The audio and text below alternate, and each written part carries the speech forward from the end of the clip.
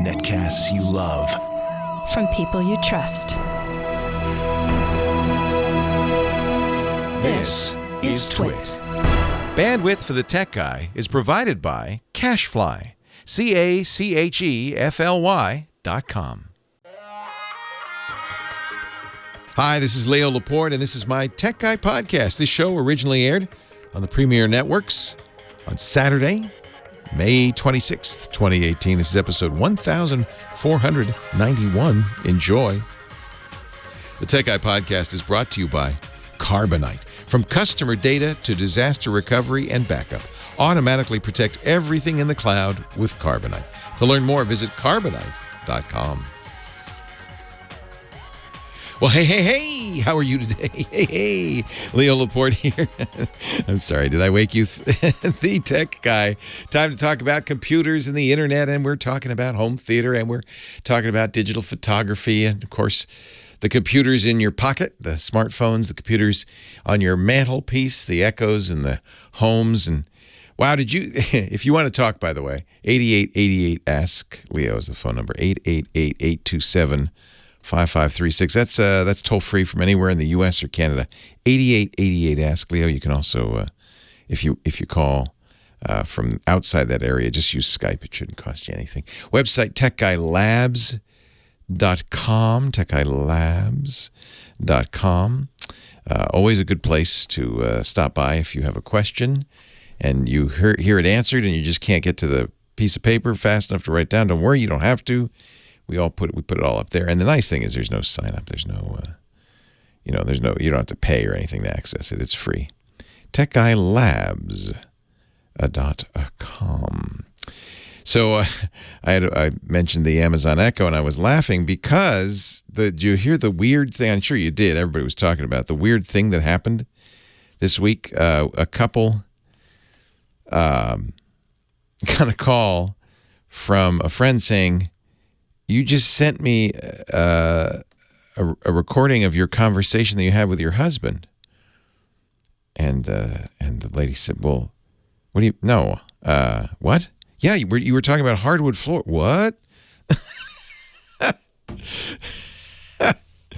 And, of course, this feeds right into everybody's paranoia about these things. This woman, Portland, Oregon, says, my conversations with my husband were secretly recorded and sent to a friend.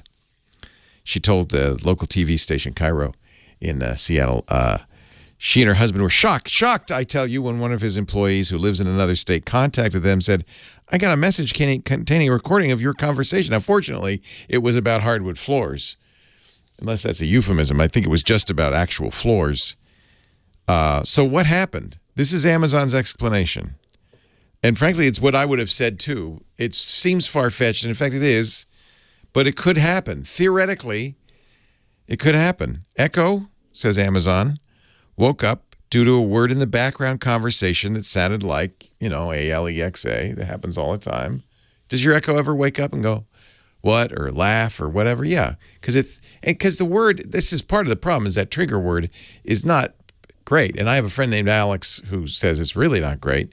And by the way, the number of baby girls named Alexa in the last year have dropped like 28%. Because no, you'd be crazy to name somebody that. Anyway, so the Echo heard her name, even though it wasn't intentional. The couple was just talking. And then something came after that sounded to the Echo like a send message request. And by the way, Amazon knows this because they have a log of it. They know they have the recordings. They know exactly what happened.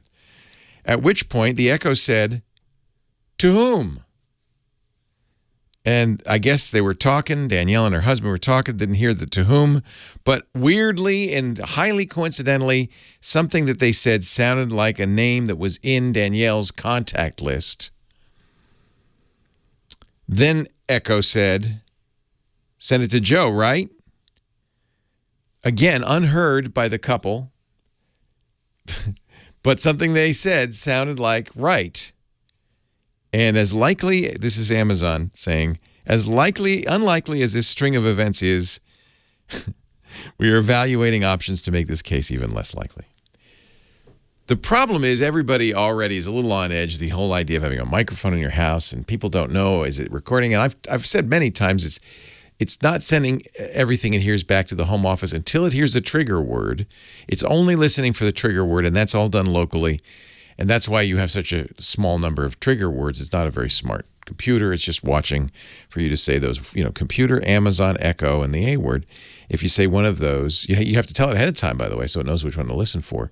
Then, immediately after, it opens the microphone and sends everything you say for the next, couple of minutes or until you have a long pause, sends that back to Amazon. The computers at Amazon process it and then respond back pretty quickly. It's kind of an amazing thing.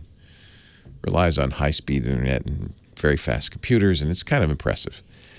But if you have a microphone always listening for its trigger word and a number of commands that you can issue after that, it's the old, if you had an infinite number of monkeys typing on an infinite number of computers, eventually they'd produce the works of Shakespeare. It's that. It's just a long shot, but it happens. And I'm sure that's going to make a lot of people think twice about these voice assistants. And, I don't care.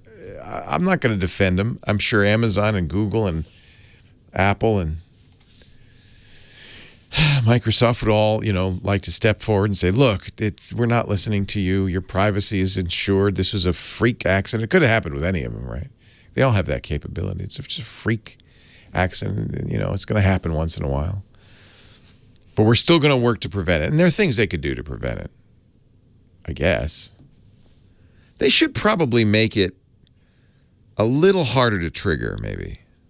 Like, there can't be, I don't know. See, then it might annoy people. Like, if you couldn't say echo in a noisy room or if there's other stuff going on, then you might be annoyed. You might say, you shouldn't, that's a lot to ask, that the room be dead silent when you give it the trigger word. So I don't know what they're going to do. The thing they really ought to do, a couple of things, I think. One is give you some alternate trigger words so that you can make it something highly unlikely. I think I don't know why they don't do that, except that the processor on these things is dinky and they don't have that much capability. But I remember the Moto X phone, which had the Google Assistant on it. You could say anything you want. I made my trigger phrase long and complicated and unlikely. Help me, Obi-Wan Kenobi. That was my... and it was kind of fun. And that's, well, maybe that's not the best one, but it's, in my household, highly unlikely that my wife and I would ever say anything that sounded even remotely like, help me, Obi-Wan Kenobi. The longer it is, of course, the better that way, too. So that's one thing they could do, is just give you a chance to have your own. The other thing is they really, and they're starting to do this, Google does it, Amazon does it, train the device to work with your voice. Make it be your voice pattern it's looking for. Those two things would go a long way, I think, to preventing. Because when I'm watching TV, I have in one room a Google Home, an Amazon Echo, and a Siri, a HomePod. I have 3 in my living room where my TV is, 3 different devices, and there's not an evening that goes by that one of them doesn't go, huh? What? You said something? Not every night. So they could fix this. They'd have to put a little bit better processors in these things. But I'm curious, is it going to stop? Is this enough to say, oh, I'm never using that again. I'll never buy one. I think a lot of people are a little bit worried about the whole idea of this listening in thing. What do you think? 8888 Ask Leah. We'll talk about that. 888-827-5536. That's toll free from anywhere in the U.S. or Canada. Give us a ring. Let's talk high tech, you and me. Leo Laporte, the tech guy. Kim Schaffer's ready. Get her to work here. Let's get those phones going. Bing, bing, bing, bing. We'll answer your calls right after this.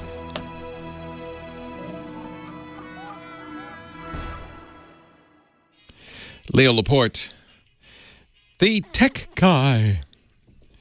8888 Ask Leo, the phone number. When you call, you'll be saying hello to Kim Schaffer. Hi, Kim Schaffer. Good morning. Good morning. Good morning. Good morning. How are you? I dug that song a little too much. Da, da, da, da, da. Ska music. Yeah. Yeah. And I notice you have a lovely rose band for your Apple Watch. Oh, it's just the the one they give you. Just the pink one? Yeah, I'm actually looking on Amazon right now for a replacement. Oh. Because I want a leather one or something. Yeah, well, so that's an interesting thing because you can get it from Apple at an exorbitant price. Oh, yeah. I'm looking at $9.99. Right. Why would I buy it from Apple? Right, and they're pretty much the same band. Apple made a little bit of a tactical error by not copyrighting the lug attaching feature on these, so anybody can make an Apple Watch band. Yeah. So have you received any privacy statements in your email? Any, like, we've changed our policy? You got any of those yet? Maybe, but I barely ever look at my email. Oh, you better look at your inbox. My inbox is so littered with junk mail that I need to unsubscribe from everything. All of our inboxes are, because yesterday was the official start of GDPR, the General Data Protection Regulation in the EU. And pretty much everybody in the world, including us, by the way, I don't know if you know that, had to write new privacy policies and lots of emails saying our policy has changed because the law has a fairly stiff penalty if you don't adhere to it, and it has some pretty strict requirements about data deletion and notification and all that. Some of it's really good, like companies have 72 hours if they get broken into and your data's leaked. They have 3 days to tell you, which is great. Those must all be going to my spam. I don't see any. I don't see a single. You'll get them. You'll get them. Don't worry. Everybody's changed it. But what I'm what makes me think about is how every company in the world now has to spend. I mean, how many millions of man hours have been spent over the last week rewriting, trying to get this, law to work. Even if you're not in the EU, if any customers, like we have listeners in the EU, right? So that counts. Absolutely. We have visitors on the website from the EU, so that counts. And it's just crazy. It's just crazy. Anyway, I didn't mean to go off on a tangent. Do you have some callers for me? Well, I think Dr. Mom might want to touch on the Amazon Echo shenanigans. Oh, well, she is our Echo guru. Echo guru. All right. Thank you. Hello, Dr. Mom. Leo Laporte, the tech guy. Hi, Lillian. What's up? Hey, Leo. How you doing? Have you had any echoes talking to you and sending off your conversations? Only in my dreams. But just as an aside, the key trigger in the Manchurian Candidate was him showing him the Queen of Diamonds. There was no word. Oh, that's right. It was a playing card. He held it. But, I mean, people... What would you make your trigger word if you could change it? You would want to change it, wouldn't you? I mean, that's... ALEXA is ridiculous. Well, people may not remember it was named for the Library of Alexandria. Oh, well, there you go. That's why they called it that. But Alexandria would have been better than what they chose. It's probably too many syllables. I changed mine briefly to computer. That didn't. I thought it'd be fun to be like Star Trek. I said computer, but I say the word too much. It would probably be some Yiddish form of obscenity. There you go. Or something like that. It's something that nobody's going to say outside the house. Hey, Nudnik. Yeah, something on that level. It needs to be 3 syllables or longer, but that's not. I think it should be even longer than that. Yeah, but a couple of things people can do because people have to remember every single one of these devices has a mute the mic button, and the mic is muted because you get a red light. On the ones with a screen, the light shows up, and on the ones without a screen, the top ring turns red. Right. And if you're worried about your privacy, just mute the mic. I'm looking right now at a Google Home and an Echo, both of which are muted because they just go off randomly when I'm doing the show. So, right. and you'll know because there'll be a little light on it. The light will turn red, or in the case of the Google Home, it's just kind of 4 white dots on the top. Yeah, I think that's good advice. I mean, you just sit there, but it was such a perfect storm of things to cause that. Isn't that unusual? Yeah. Well, I was listening to another broadcast this morning, and they had somebody from Wired on it, and they called it the equivalent of somebody butt dialing on your phone. Yeah, it's kind of like that, but I don't know. I mean, I think that's even less likely. I mean, this is the first time it's ever happened that anybody knows of. I will tell you, it doesn't bother me that it happens because I assume, the device, as you said, doesn't send in the wake word, which you can prove because if you disconnect from the internet, you can still get it to wake up and then it says, I can't do anything. Yeah, it says, I'm here, but I can't help you. Right. And, I mean, when I have one in the bedroom, I just put the mic on mute when I go to sleep. Right. And then I'm not worried about muttering in my sleep and doing But the other things people have to know, the contact lists, if you go into the app and you disconnect it from your phone and such, it does not delete your contact list from the Amazon. Amazon servers. keeps it, huh? They will delete it, but you have to contact them through customer service and specifically ask to have the contacts deleted. That's one of the things GDPR does, by the way, is force every company that does business in the EU to offer that. They only required to offer it to EU people, but most companies just say, well, as long as we're going to do it, we might as well offer it to everybody. Yeah. I think that's a good thing. But people have to be aware when you're, in many cases, when an app asks for your contact list, you're not just giving away your personal information. You're giving away the personal information of everybody you know. I almost never give out permission for my contact list. For the Amazon devices, I did because I do use it to make phone calls. Yeah, I mean,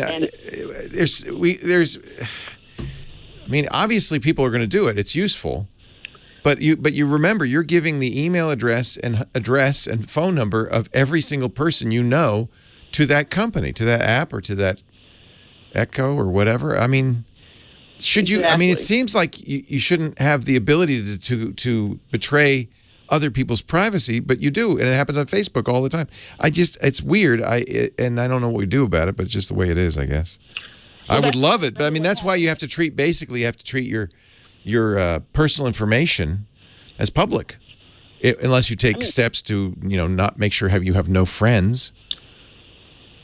Well, that was part of the mess behind the Cambridge Analytica thing, right? Which is where you didn't just friends give out your information; you gave out everybody's information. Friends of friends. And I'm one of these obsessive compulsive people. I actually read the EULAs, I check off things, and I almost always, if I can avoid doing it, I say no.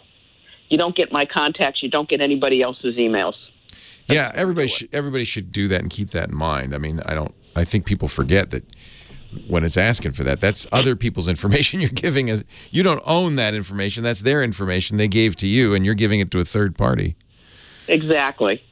Here's an article. Thank you, Dr. Mom. Here's an article from Business Insider. You can actually turn off the feature that sends texts, the calling and messaging feature. You may not want to do that, but you can. You have to go into the app, the Alexa app on your phone, or you could do it on the Amazon website, and you have to enable something called free time.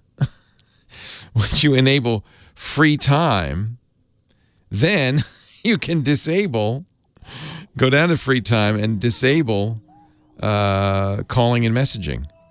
It's very complicated. I'll tell you what, I'll put a link in the show notes, techguylabs.com. It's like a 7-step process. Clearly, Amazon would prefer you do not disable that. Leo Laporte, the tech guy.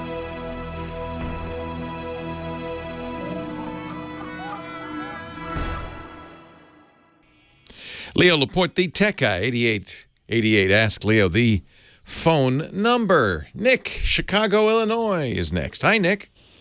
Hey, good afternoon, Leo. Thank you for taking the call first and foremost. I listen to you almost every single weekend whenever I can, if not the podcast to work. I'm calling you from a place far, far away, close to what you said the keyword was with a fruit after it. So, okay. Just an FYI, thank you. You're calling from Afghanistan? Country close to it. Really? So you're not in Chicago? No. Right. That's your home. Yes. Are you in the service? Something like that. Okay, we don't need to go any farther. I understand. I can read between the lines of the invisible ink. Okay. So I just wanted to pick your brain. Has 1803 been a pretty good rollout? Well, that's a good question. So you're talking about Nick's talking about the latest big update from Microsoft for Windows 10. They do 2 a year. At least they've kind of been on track to do 2 a year. We had one in fall of last year, and this current one, which was supposed to come out March or April, ended up coming out in May, is called 1803. It's 2018 and supposedly the third month, but it really should be more like 1805. It is a very troubled rollout, believe it or not. Microsoft has had problems in the past. The biggest one was the so-called anniversary update that caused a lot of problems. Then it had been a fairly trouble-free process for the last few quarters. And Partly that's, I think, because of their mass public betas. But this one has been really troublesome, and we talked about this on Windows Weekly, our Windows podcast on Wednesday, I guess it was. And the consensus among Windows experts is because Microsoft is pushing this one out faster than it ever has before. Most people will get it. And worse, if you look at the updates, which I think a lot of us do just to check to see if there's any updates, Microsoft takes that as a signal that you want it. And we'll start pushing it to you, and you'll get it. Now, you can defer it on some versions of Windows. You can defer it for varying lengths of time, but ultimately you're going to have to do it. My recommendation actually would be to defer it. There's nothing in it that you need, and the problems it can cause can be significant. Now you tell us. I know, a little late, huh? Okay, so here's a multifaceted question. I did the rollout, and we have pretty crappily internet over here. It's 10 to 15 megs down on a good day. So literally, it took most of the day to download this. And once I was able to boot up, it rolled it recycled 3 times, and I ended up getting a couple of error messages. First error message under admin is I got an SI host.execute. It's an unknown hard error. Yeah. And then the second one was an explorer.execute, another unknown hard error. Once I get into once it starts to quote unquote boot up normally, I get a black screen and it sits there for hours. Yeah. You hit the power button. Yeah. Okay. Did you by any chance have the Avast antivirus on your system? I did. I disabled it in cPrompt, though. It's completely, at this point, anecdotal evidence, but there was a whole subreddit. I read that. Yeah, that pointed to Avast, which is a free and very popular widespread antivirus. But I'm also looking at a Windows Central article, which you might want to look at. It's by Mauro Hukalak, and it came out on April 30th. And if you would, yeah, I'll put it in the show notes. You bet. And it has, let's see, 1, 2, 3, 4, 5, 6. I can't even count how many. It looks like about 50 different issues. How to fix Windows update errors. Update error 0x800, unexpected error downloading. X720, X73712. There's it's kind of shocking.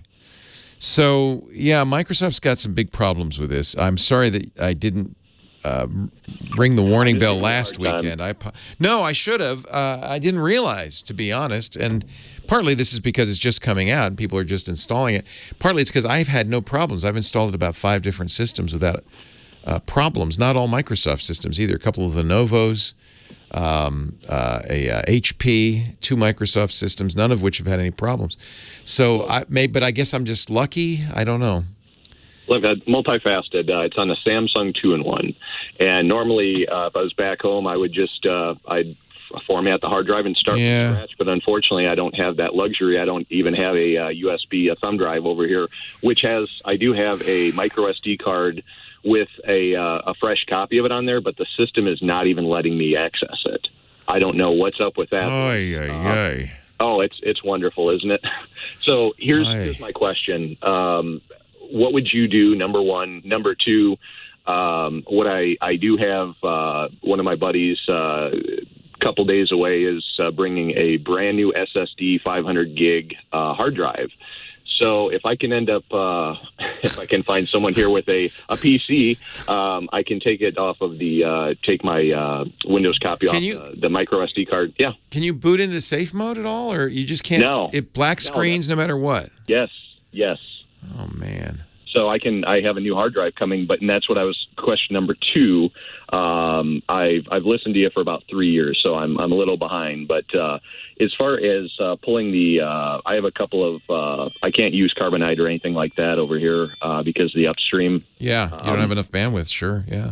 Absolutely. So but I do back everything up, but I do have a couple of years worth of work on here. What do you do? Can I boot to Linux or something like that and end up pulling the information off the hard drive? That's not a bad idea. I know you can't download anything, but if you can get your buddy to bring a USB key with a bootable copy of Linux on it, that would be probably the best thing to do. You should be able to boot into it and look at the hard drive. Remember that you're not going to. Some of the files will be locked because you don't. But you can unlock them. You're going to have to look up how to reclaim a file in Windows because it's attached to your Windows login. But unless you turned on encryption, you can unlock it. It's just a file read permission. You can do all of that pretty easily. That would probably give you access to it. It doesn't, unless the hard drive's died, but it sounds like it's just Windows is fluggered. Well, and that's kind of what I was wondering, because ultimately it was acting squirrely and taking a long time to boot. So it's just it could be bad timing. Could absolutely be bad timing. It's a hybrid SSD, SSHD. Yeah. Second question, or I guess third question, is booting to Linux or something like that, and then pulling it off the hard drive. He has a sled or whatever you guys call it, a hardware enclosure. Yep. Is that going to be a lengthy process? And I've never done that before. No, it'll be as fast as USB is, and depends, of course, on how much data you have, but it won't take that long. Okay. Yeah. Last but not least. There is, by the way, somebody's put in the chat room, there is a black screen associated with KB4103721, one of the Microsoft hot fixes. And so that's bricking PCs and preventing them from booting. Sounds like exactly. Now, there is a recovery. It says most users have managed to fix the installation issues by reinstalling the system to a previous point or downgrading to 1709. That's what I was going to say. I can't even roll back. But you can't do that. Once you hit the roll back, it crashes. Which I do have a backup point on the system. It says you may need to enter advanced startup, which is hit F11 as the computer powers on. You get to the advanced startup options. Yep. Then from there, instead of from Windows itself, from that basically command line, go back to the previous build. Have you tried that? I have. Yeah. Man, this is about the worst place this could happen. I'm so sorry. These poor guys in the caves of Tora Bora or somewhere and has no bandwidth. Are you a civilian? Yes. Well, thank you for your service anyway. I'm sure you're doing God's work there. And you have time for a 30-second question? I do, but I have to take a break. So hang on the line. We'll talk. We'll talk after the break. Leo Laporte, the tech guy. Yeah, if you can avoid it. Most people can't, but if you can avoid 1803, it seems like the prudent thing to do would be not to install this big update yet.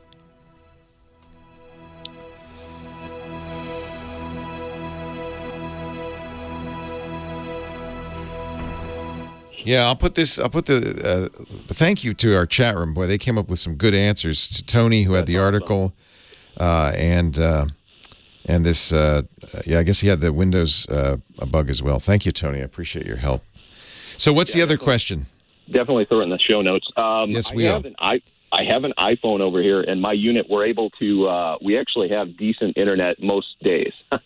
So I'm able to watch my house and my property via cameras, Blink cameras. So whenever alerts or whatever come around, I'm able to watch them at the end of the day or, 2 o'clock in the morning. And that's pretty cool. But I have like a million videos now on an iPhone, and I have plenty of storage, 128 gigs, but how can I make a folder? I can't figure out how to make a folder. You can't really make a folder, but you can import them into Photos. I think they're probably already in Photos, right? They're in Photos. Yeah. But I have a million clips now that I want to put into Blink camera, and I can't figure it out. You can't really, you can't really. You can make an album is the only thing you can do. There's the way iOS works, they don't want you to have access to the file system, so you'll have to use whatever app you're using to look at them and do whatever you can to organize it there. Through Apple's Photos, you can make an album that is just the Blink videos, and it's the Blink album. So are you telling me that right-click new folder won't work on this? No. And be glad, frankly. Be glad after your problems with Windows. You might be happy. Hey, it's great to I think we've talked before, haven't we, Nick? Negative. No. All right. First-time caller. Well, there's somebody else out there who calls in once in a while. So. Are you ever on HF? Not anymore. No. I mean, I have my license, but I don't do much. So you're a ham also? Possibly. Possibly. This would be classified information. I'm a friend of Bob Heil. Oh, nice. Oh well, I'll give him. I'm sure you talk to him more than I do, but I'll give my regards if I talk to him. I appreciate that last episode you had with him on. That was fun. A couple of years. Yeah, it was. Yeah, it was really fun. It brought me back to the good old days. So, hey, I tell you what. Sometime that I'm back and I'm out that neck of the woods, I definitely would shoot you an email, and I'd like to see the studio. Love and to meet you, Nick. Take you up on that. I would love to meet so you. much. Please come by. Thank you, Nick. Stay safe. God bless. Bye-bye. Leo Laporte, the tech guy. 8888 ask Leo, if you are stuck on a slow connection or you just don't want to update to 1803, the latest version of Windows. They never did give it a name. That's why we have to call it that silly thing, 1803. It's a big update. The only way to really defer it, if in your Windows home you really can't, the only way to defer it, it's a terrible workaround, is to tell Windows that you're on what's called a metered connection. Metered means you pay for the bytes of downloads, and so there won't, and it's a big download, so they won't download it automatically. You can go in the settings for your network, whether it's Wi-Fi or Ethernet, and turn on say the connection is a metered connection, and that will, this is anecdotal, but that will anecdotally keep Microsoft from installing 1803, at least for the time being. In a month or two, it'll be fine. They'll figure out what's going on. They can't quite figure it out, I guess. It's a pretty ugly mess. 8888 ask Leo. Let's get on with the calls. Austin in Beaumont, California. Hello, Austin. Hi, Leo. Thanks for taking my call. My pleasure. Thanks for calling. So about 5 months ago, I dove into trading equities online, which has been fun. And I had bought a new computer that was fast and a couple monitors to facilitate, trading. But I got this old HP all-in-one, about maybe 4 or 5 years old, and I'm experiencing a bit of lag, and it actually seems to crash here and there. But it seems like a nice computer. It's nice and clean, and I'm just wondering, is there a way? It looks nice. Yeah. Maybe not such a good insides. So are you day trading? I mean, is time of the essence? Yes, and for that reason, I did purchase, my main system is nice and fast, and we actually just upgraded our internet speed from 50 megabit download to 300. Nice. So that's been quite an improvement. But I have this third screen, the HP all-in-one, for other functions. But I also have the trading platform up, and yes, I am day trading. So I have the platform up on that third screen, but yeah, it seems to be locking up here and there, and I'm just wondering, do I need to scrap it, or is there a way I can? There's some things you can try. Speed is important. There's a great story in Michael Lewis's book Flash Boys, where they talk about. Yeah, I heard of the author. You got to read it. If you're a day trader, it's fascinating. One of the things that the traders did in New York is build a private fiber optic line to the Chicago Board of Trade, and they did it as straight as they could, because with fiber optic, length is what determines the speed. So they wanted the shortest possible distance between downtown New York and Chicago Board of Trade. Why? Because the millisecond difference in the speed might allow them to do arbitrage based on knowing a millisecond ahead of time that stock price was going up or down. That's how important speed can be. You'd actually build your own straight line fiber optic cable all the way to Chicago. I'm sure you're not that time critical, but still. No, I am your retail trader. I think the first thing to do, you probably already did it, is wipe the drive and start over. I'm sure you've done that, but if not, that would be the first thing to do. Okay, and then I'm told that also memory has quite a bit to do with it. Is that? Yeah, it won't usually cause a crash. How much memory is in it? Don't laugh. 4 gigabytes. That's fine. You should be all right. 4 gigabytes certainly won't cause it to crash. If you'd said 2, I would have laughed. 4 is okay. Okay. We used to have 4. We used to have 1 gigabyte. We were happy. So right. 4 is the minimum, I think, for Windows 10.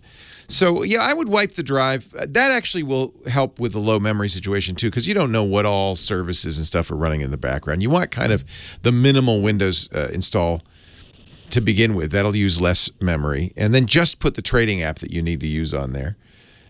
You also want to make sure that you've got the latest drivers. So once you do the install, and you can install a vanilla version. It's Windows 10, right?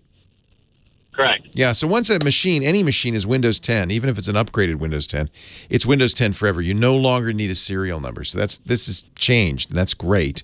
So it means you can go to Microsoft's site and download what they call the Media Creator Tool and get the latest ISO of Windows 10 on a USB drive, thumb drive, and download it, burn the drive, put it in the computer, and install and wipe it. Use the partitioner to wipe the computer and start over.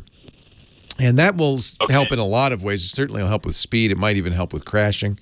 And then make sure you go to the HP site because there's HP-specific stuff, and they'll have a driver section for that model and download that, particularly the motherboard drivers, but whatever else they have. So you don't have to download the HP software. They have a whole bunch of crappy software that you don't have to download. And then, you don't want take that stuff off. That's actually counterproductive. But I think if it's not a hardware flaw, if that should fix your problems. If they persist, it's possibly a hardware flaw. The first thing to do is try a new hard drive. Hard drives are the first thing to go in computers, and often just putting in a new hard drive. In fact, you might, if you got $50 lying around, and I suspect you might, unless, well, I guess if you're shorting stock, you might these days. It might be a good idea to just not even wipe the current drive, just take it out, put a new drive in, and install Windows on top of that. Then you're really starting fresh. If it still fails, then there could be components that are not so great. All right, I'll start with the hard drive wipe. I would do that. One more issue that I can't seem to get an answer from anybody. I bought a new HP laptop only about 6 months ago. Intel i7 processor, latest they had at the time. Plenty of memory, great laptop, and I wanted to trade off this thing. So I was linking the monitors to that laptop with the HDMI cables, and again, I was experiencing a ton of lag, very slow processor or processing. So I did away with the laptop, got the tower, the same, pretty much, it's the HP Envy. Yeah. But I bought the tower, the PC, and lightning fast. Huh. And I don't understand because the processors are the same. Do they all have solid-state drives? Does the laptop have a solid-state drive? The laptop does have a solid-state drive, but the computer has the Optane actually. The Optane processor. Correct. Yeah, that should. I mean, I don't know what program you're running. Is it a specialized day trading program? It is proprietary software. Yeah, it might be. It might be a very demanding program. Usually, I mean, I even use ARM-based laptops from HP, and while they're noticeably slower, they're still not terrible. I'd be surprised if a laptop were that much slower than a desktop, unless you are running special software, unless that software is very demanding, and it might be. I think so. You're streaming a lot of, quote data through it. But I was just surprised that, a brand new laptop versus brand new PC desktop are different. They work differently, even though they're supposed to have the latest and greatest in each.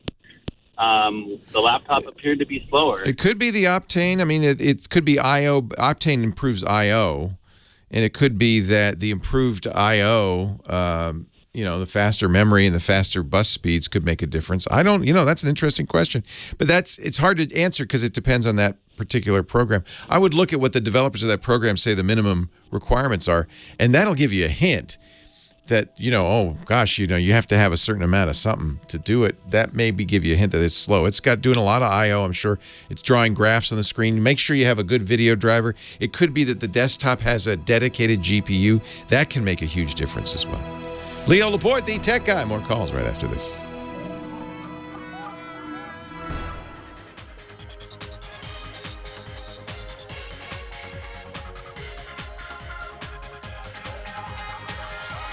Well, hey, how are you today? Leo Laporte here, the tech guy. Time to talk computers, the internet, home theater, digital photography, smartphones, smartwatches, and all that jazz. 8888 Ask Leo. That's the phone number. If you have a question, a comment, a suggestion, want to talk high tech, I'd love to talk with you. 888-827-5400. 5536, toll free from anywhere in the U.S. or Canada. Now, if you're not listening to me on the internet right now, I want you to go over to your router and reboot it. Actually, it's not me that wants you to do it, not just me. The FBI wants you to reboot your router. At least 500,000 people out there infected with something called VPN filter, created by the Russian hacking group Fancy Bear. Fancy Bear, you may remember Fancy Bear from such hits as hacking the DNC's email. They created something called VPN filter, which the FBI has been tracking. They got kind of a break a month or so ago. They found somebody with VPN filter on her router. They've been investigating this since August of last year. But agents in Pittsburgh interviewed a local resident whose home router had been infected with VPN filter. She voluntarily relinquished her router to the agents, and she allowed the FBI to utilize a network tap on her home network so they could observe what the router was up to. And they figured something out. They knew about the VPN filter software, and they knew it was propagating. It was on a lot of routers. They also know, by the way, that it's not persistent. You know, when you get a virus on your computer and you reboot your computer, the virus goes away, but the computer reloads it from the hard drive, right?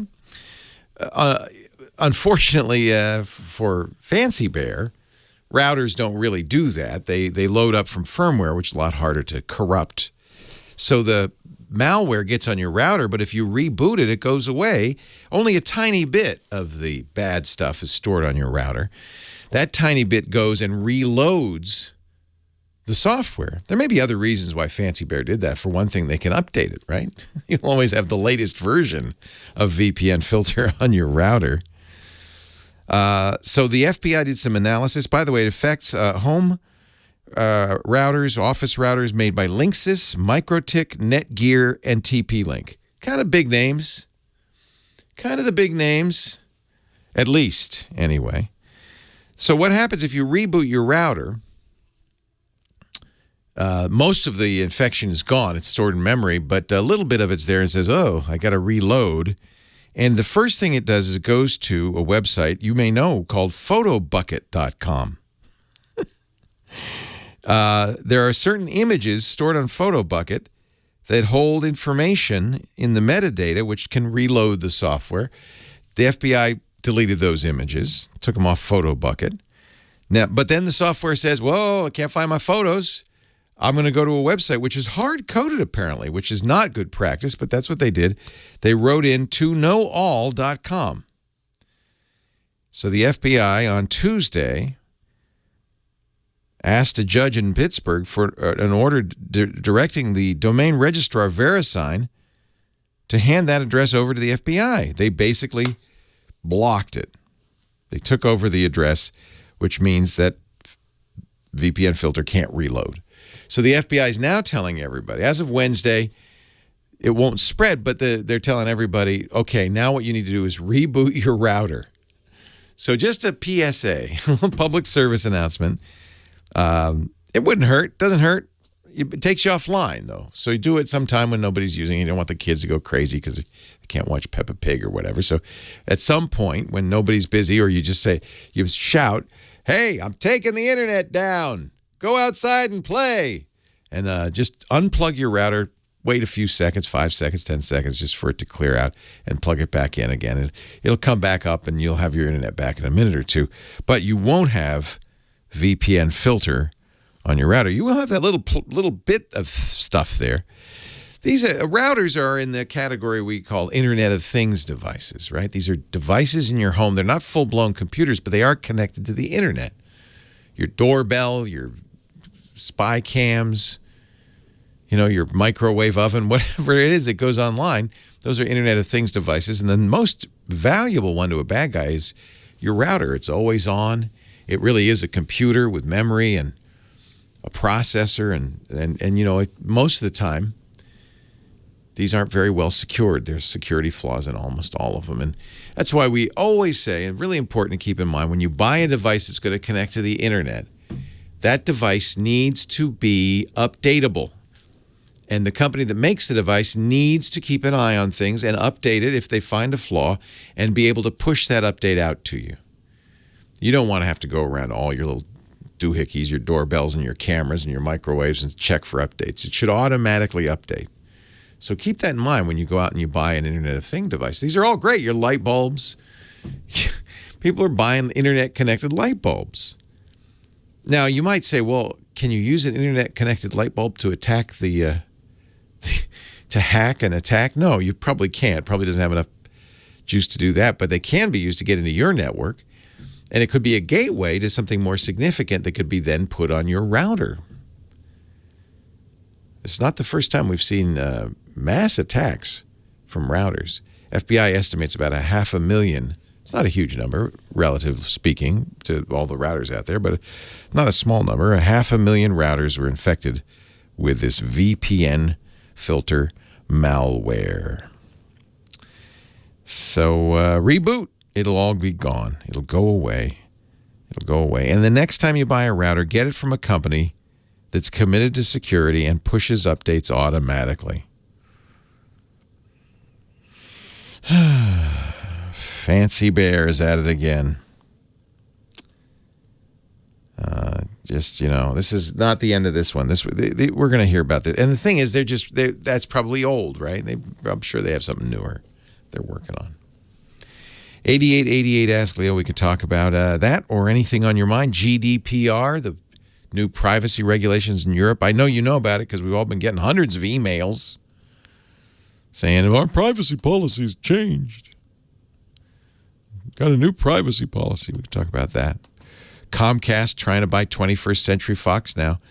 This is bad, really bad. The consolidation of content and television networks all into this one big cable company. Time Warner trying to do it too. They're merging.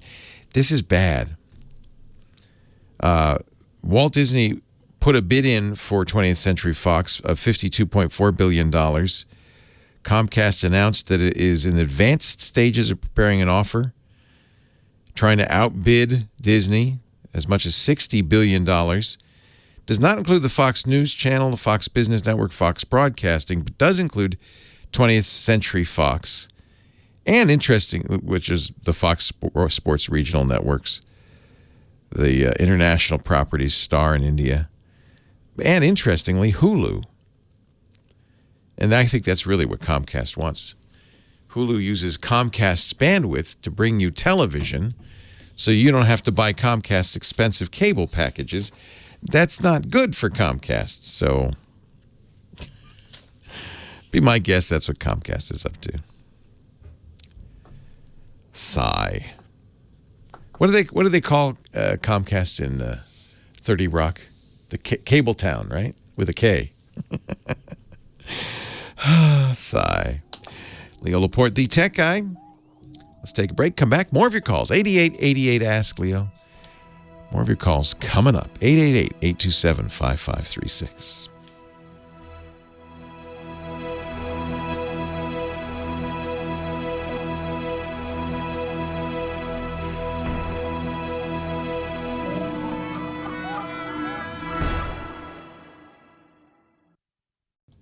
The Tech Guy Podcast is brought to you by Carbonite.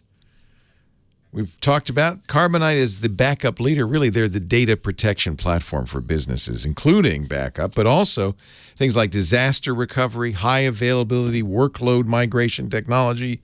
Their newest solution, Carbonite Endpoint Backup, is for any business that has multiple data endpoints. That could be a laptop, a smartphone, multiple offices. When your business is spread out geographically, you need something special. You need a hybrid backup and archiving solution that safeguards the data at the user endpoints on their phone, on their laptop, but doesn't overtax network resources. Mobile stuff, of course, is using mobile data. And if you're traveling around, that could be a big deal. Carbonite Endpoint Backup reduces the use of the data network using true global deduplication of encrypted data. In fact, Carbonite's the only one that can do this. They have the patented on it. Whether two users have the same file or 200 files, Carbonite's algorithms ensure that it's only uploaded to the vault once. That saves storage space, it saves money, it saves bandwidth, right? That's critical. And of course, it's secure. It uses 256-bit AES encryption at rest. Every data set has its own encryption key, which helps protect all your data from cyber attacks. Each key is just a snippet of the file. I love that. That's, by the way, how they do the dedupe, right? If you think about it, it's a snippet, but also means even if somebody got the key, all they get is that snippet. Up to 2 million endpoints in one vault, as many vaults as you need, so you could be the biggest business in the world. Carbonite scales seamlessly, but it's great for any size business. Carbonite Endpoint Backup offers maximum flexibility. You can use any cloud, deploy it in the public cloud, in a private cloud, on premises, any combination thereof. Their quick cache tool, this is unique to Carbonite as well, backs up small data sets locally throughout the day over the LAN. So it doesn't use external bandwidth, and it's fast. It also means restores fast. And then at night, it backs up to the cloud. Restore speed's about 10 times faster, backups faster, minimum bandwidth disruption. That's the quick cache technology. It also has remote wipe, which means you got even more security and peace of mind. You got all that data out there on those laptops and phones and so forth. You got to be able to wipe it. It's not just for laptops. Carbonite Endpoint Backup makes phone and tablet backup easy. Centralized management lets you set retention and access policies easily. You can delay backup when using cellular data or if you're on battery power, protecting those precious resources. They even give rapid access for end users to any file backed up across any of the endpoints. So it's a great cloud storage solution for them as well. Learn more about Carbonite Endpoint Backup at carbonite.com. Discover the data protection platform for business. Carbonite, carbonite.com. Leo Laporte, the tech guy, 88. Ask Leo. Back to the phones we go. Line 4 is Kira in Wrightwood, California. Hello, Kira. Hi. Hi. I was calling. Sorry, we just were making a pit stop on the way to a family barbecue. No problem. It's Memorial Day weekend. Of course, you got to go to a barbecue. Yeah. That's right. So I was calling because I have we just had our 2 daughters, and we've noticed that when we play Disney music, it calms them down. How old are they? So they are about 4 months. Twins. Yes. Oh, you're a brave person. I guess you don't have a choice, do you? They're kind of miracle babies, so I'm happy to get them. Congratulations. Of course you are. That's wonderful. So you play Disney music and they calm down. Love it. They've started to recognize it as their soothing music. That's nice. So our problem is, though, we've been looking, we have an Amazon Prime account, but I know that, we've looked at some of the music that we want to buy, and it's not necessarily on Amazon. So we've looked at Google as a possibility. Because we basically want to have streaming music that can follow us everywhere. But I also, at home, want to be able to play it. We have the Echo. I mean, we could buy the Google Home or whatever it's called if that was the option. Well, the Echo works probably with more stuff than the Google Home, actually. Okay. I'm trying to think. Spotify is generally considered to be the best choice for all of this. It works with the most things. They do have Disney stuff on Spotify. That's the good news. I don't know if they have all the Let me look. I guess they do. They have a broad range of Disney stuff on Spotify. So that's We're also fine with buying the soundtracks, but it's kind of, I don't want to have tons of CDs. I wouldn't. You know what? So I did the same thing when my kids were little, and I still have all the Disney music in my collection, and I don't want it there anymore, but it just keeps coming back. So you don't need to. Nowadays, most people don't buy stuff. Now, the Amazon Prime Music, unfortunately, is very limited. It doesn't have as many songs. There is an Amazon Unlimited, which probably also has the Disney music, so you could upgrade to that. Google would be one, of course. Apple Music would be another one if you use Apple products. It's not very good on non-Apple products. And then, but the one that seems to be the most popular, it's the largest right now, is Spotify. And that will work on your Amazon Echo. You just tie your Spotify account to Echo.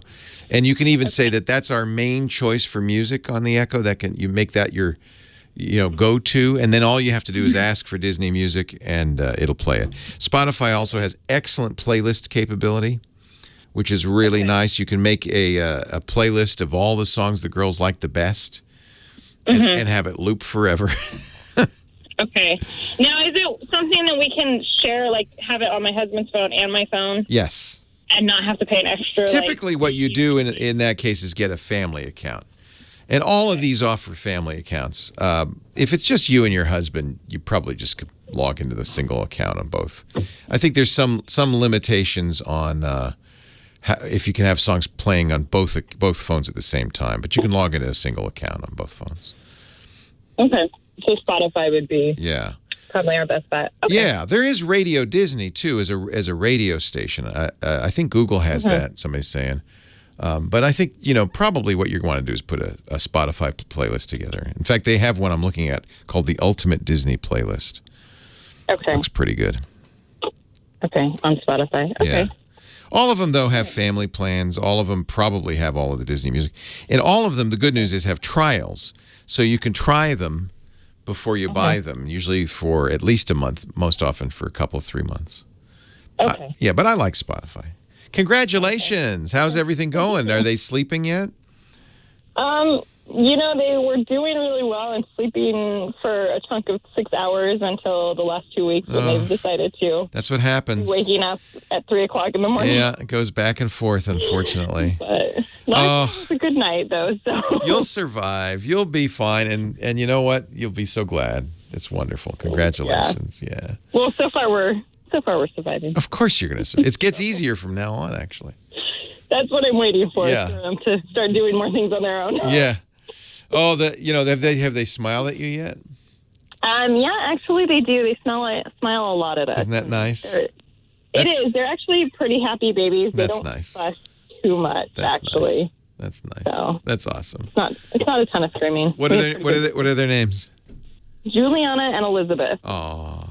Well, I hope when they get a little older, you'll have them listen to the Tech Guy show. Oh, I'm sure they will do. My husband, that's his favorite show. He listens to it every weekend. Oh, they're forced to. They probably already know my voice. That's awesome. Yes, they already listen to it. Kira, it's a pleasure meeting you. Congratulations. Right. Oh, sweet girls. Sound like sweet girls. They even have, I'm pretty sure, I'm thinking about, I think all of them have pretty much the same music, but I know Spotify has some great lullaby and kids music on there. You graduate. Nowadays, I wouldn't buy that kind of music because the kids are going to get older. You're going to graduate. You're going to start listening to whatever it is kids listen to these days. Raffi, or that was my kids' generation. And so as they get older, each stage of the way, you're not going to want to have owned that music. People don't buy music anymore. They stream it. Unfortunately for the artists. Brian, not that Disney needs the money. Brian in Nashville, Tennessee. Leo Laporte, the Tech Guy. Hello, Leo. How are you doing? I'm well, Brian. How are you? I'm hanging in like a hare in a biscuit. Oh, darn it. What can I do for you? Every time. I get burned every time. That's all right. Listen, I don't know if you remember. I'm an IT guy. I use... I'm a Mac guy too, but I use Windows because I have to for work. Yes. So I run an external drive with Parallels PVM on it. So I just use Parallels. Okay. And it's on a LaCie Thunderbolt 2 external, and I plug it into my Mac Mini when I'm working at home, shut it down, and take it on to coffee shops wherever I'm at when I want to get out of the house, and plug it into the plug it into the MacBook Pro and work from there. Nice. So, but it's a LaCie, it's Thunderbolt 2, and so I upgraded and bought they're really small. I bought a 250 gig SSD SanDisk Extreme. Oh, yeah, aren't those cool? Yeah. Yes, they're very cool. They're tiny. You put them in your shirt pocket. So, works great on my laptop, and then I realized, oh, crap. I can't attach this to my Mac Mini. Because? It only has one port on it. Oh. and that's a USB-C. All right. Hang on, because I got to take a break. But when we come back, maybe I can help you. Leo Laporte, the tech guy.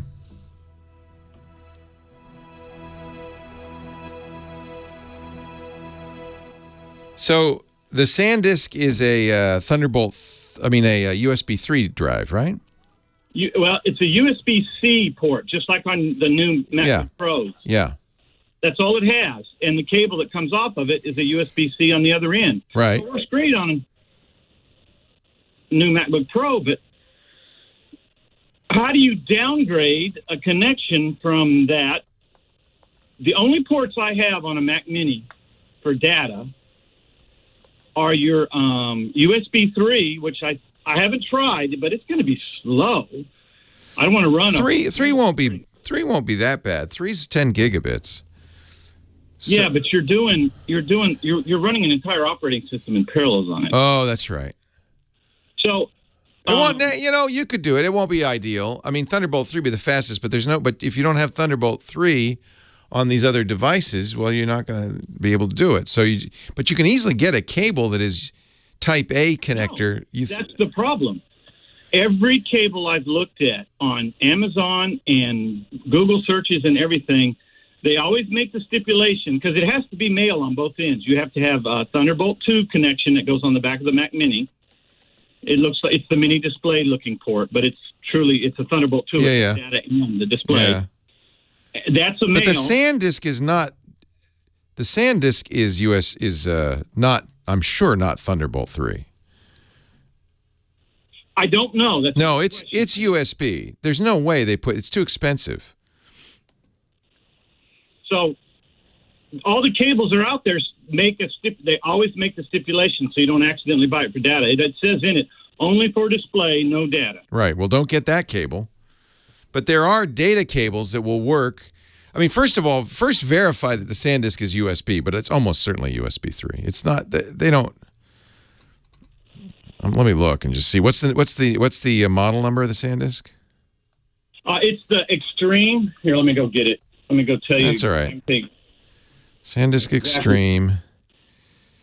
Now it does have a little tiny adapter that if you want to plug the other end of the cable instead of use the USB-C, it's a regular, looks like USB-A. Yeah, that will work. I would think that's just downgrading the No, because you're not. No, it's the same. We're not getting the full speed to begin with of Thunderbolt 3. No, it's US. Yeah. So this is a huge area of confusion because the Thunderbolt 3 connector looks like is in fact the same as a Type C connector for USB 3.1. But there's no way SanDisk is making putting a Thunderbolt 3 interface on that thing. It's too cheap. If you look for Thunderbolt 3, extremely cheap. It was what was the price on it? If you look for Thunderbolt 3 enclosures or $99. Yeah, right. that's cheap. Yeah. I'm talking $2,000 for Thunderbolt 3 external drives. The LC was like $300, and that was a refurbished one. Yeah, well, that's Thunderbolt 2, which is different. Thunderbolt 3 is very expensive. If you look for external Thunderbolt 3 drives, you'll see that you do not have one.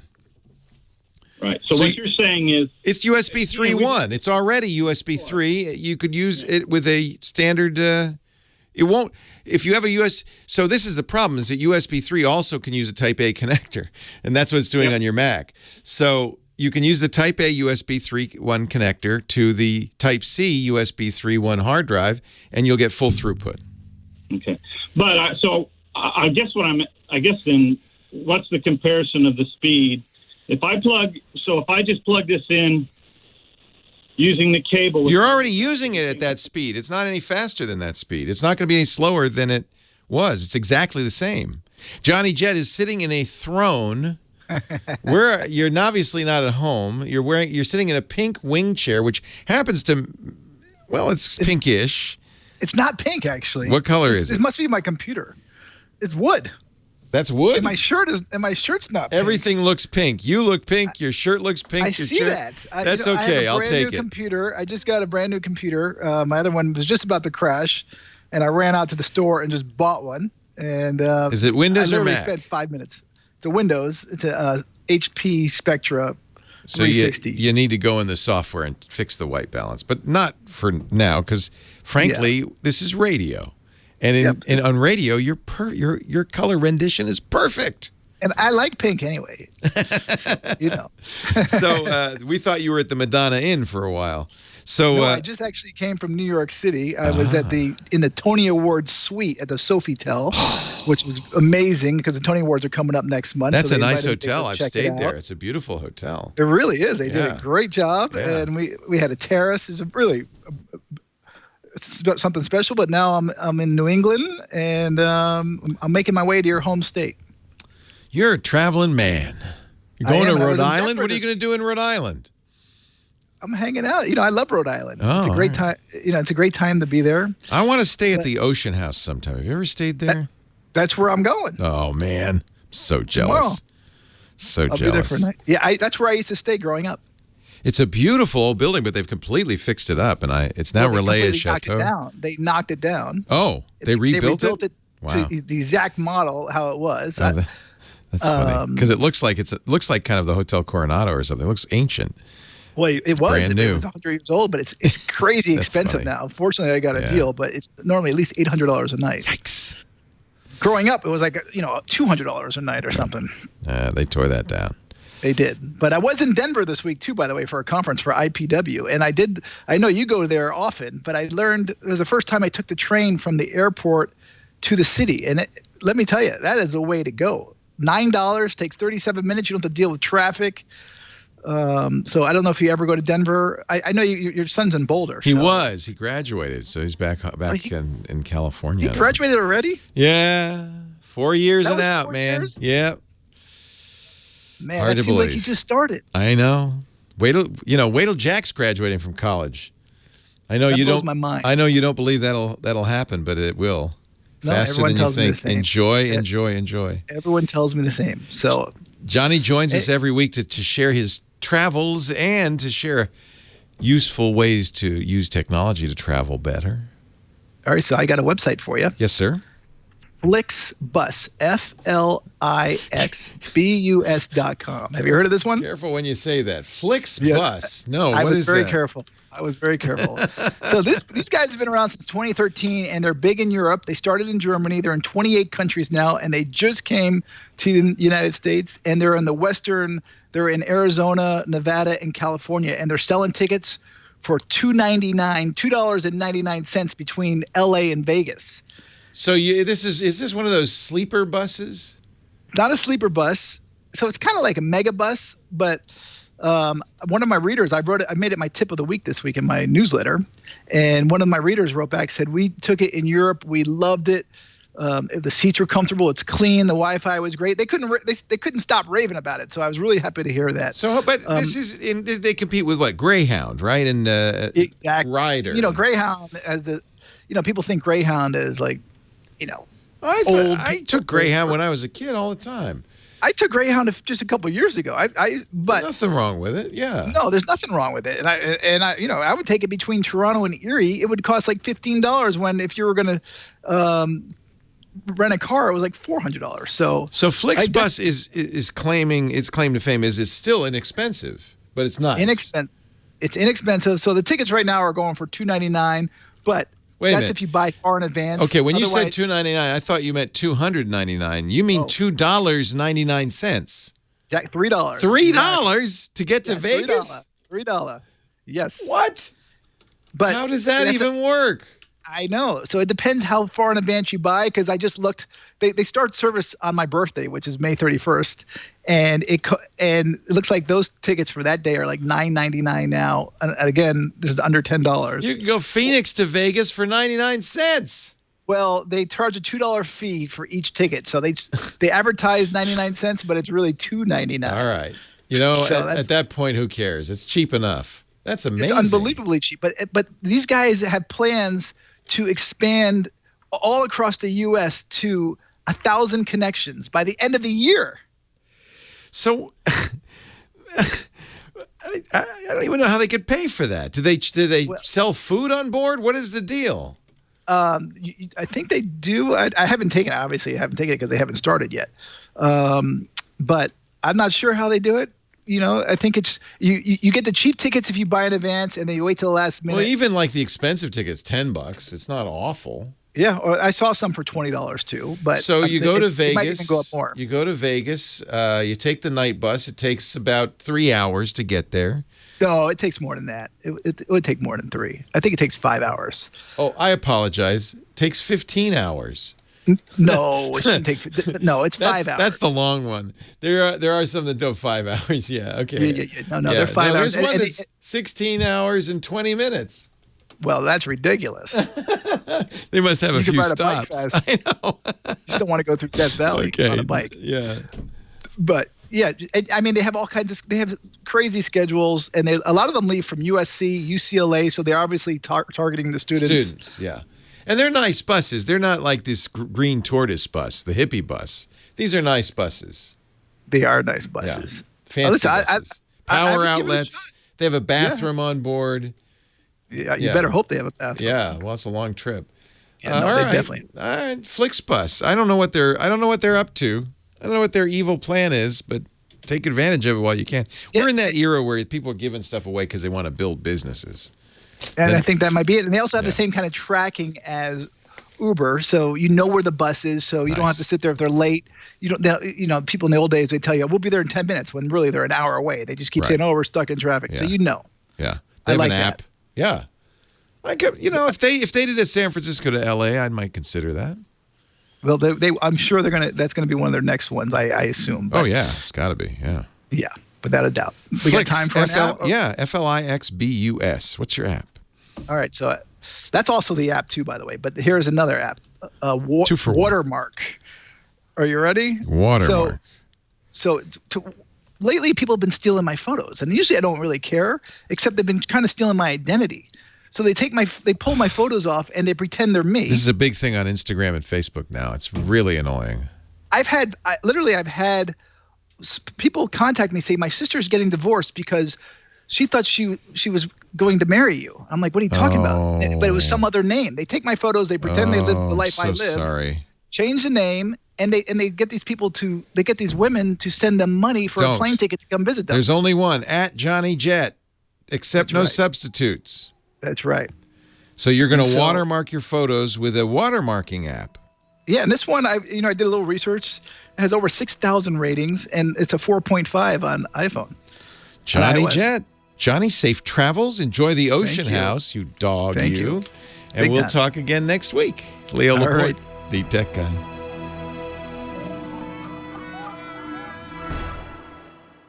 Leo Laporte, the tech guy. We were talking to Brian before Johnny Jet, and I'll finish this up because it is kind of relevant these days. It's very frustrating. The connector saga. If you buy a new computer these days, chances are it will have a new connector on it. Looks like kind of a small rounded rectangle. It's where the USB port would be. It might be next to a regular USB port. It may be a USB port. This is the problem.